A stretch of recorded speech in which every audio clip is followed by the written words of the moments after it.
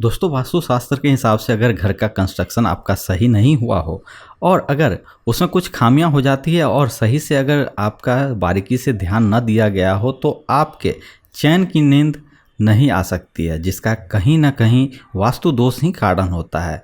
तो आज इन सब चीज़ों पे बात करेंगे कि आपके नींद के साथ जुड़े हुए वास्तुशास्त्र के गतिविधि के बारे में, और ये भी बताएंगे कि 3 बजे से लेके 5 बजे के सुबह में अगर नींद खुलती है आपकी तो उसका क्या आशय होता है और उसकी क्या वजह है कि आप उतने सुबह आप उठ जाते हैं। कहीं ये आपके दैवीय गुण और आपके सदाचार का तो नहीं अंतर है, लेकिन अगर पूरी रात आपको नींद नहीं आती, आप बेचैन रहते हैं, तो उसका क्या कारण है। चलिए शुरू करते हैं।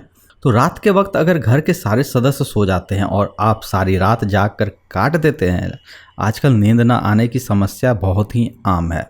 अक्सर लोगों के मुंह से यह सुनने को मिलता है कि उन्हें रात में गहरी नींद नहीं आती, आंखें बंद रहती है लेकिन दिमाग चलता रहता है और फिर मन परेशान रहता है। यहाँ तक कि कुछ लोगों को नींद के लिए रोजाना गोली तक खानी पड़ती है।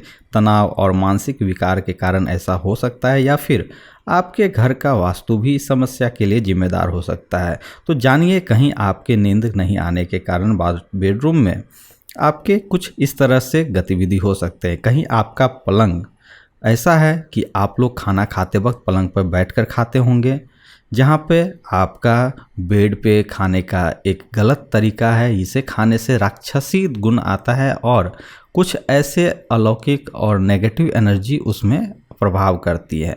घर में बने हुए जो स्ट्रक्चर हैं उसके ऊपर देखते होंगे कि बीम का वर्क होता है, कॉलम का वर्क होता है, तो कहीं आपका पलंग बीम के नीचे तो नहीं रखा गया है, ये भी ध्यान देते रहिएगा। दूसरा आता है कि दरवाजे के तरफ सिर करके कभी नहीं सोना चाहिए।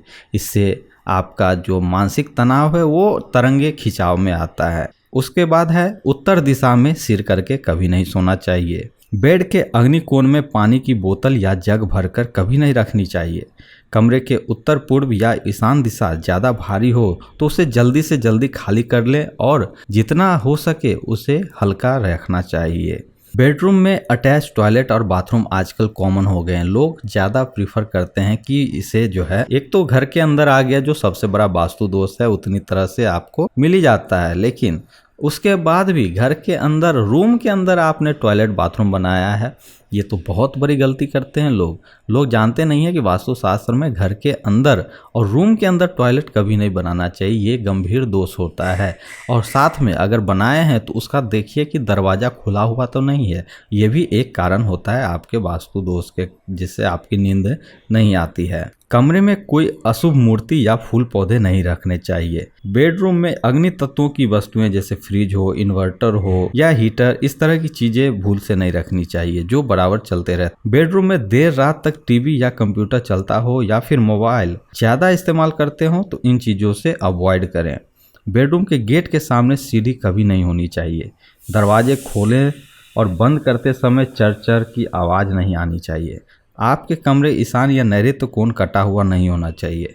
आपके बेडरूम में नेचुरल हवा की कमी है तो उसे सही करवाएं और खिड़की खोल कर सोएं। तो मित्रों, ये कारण हो सकते हैं कि आपकी अनिद्रा आप खुद जांच करते हैं, इससे आपका वास्तु दोष। अब बात आ जाती है कि ब्रह्म बेला में आपका 3 से 5 अगर नींद खुलती है, मतलब आपके घर के वास्तु और आपका दिनचर्या बिल्कुल नियमित रूप से चल रहे हैं और आप आरोग्यप्रदत्त घर में रह रहे हैं। अच्छा है, ऐसा होना चाहिए। लोगों के जीवन में इस वेला में उठना चाहिए। अमृत वेला कहा जाता है, जिसे ब्रह्म मुहूर्त भी कहते हैं।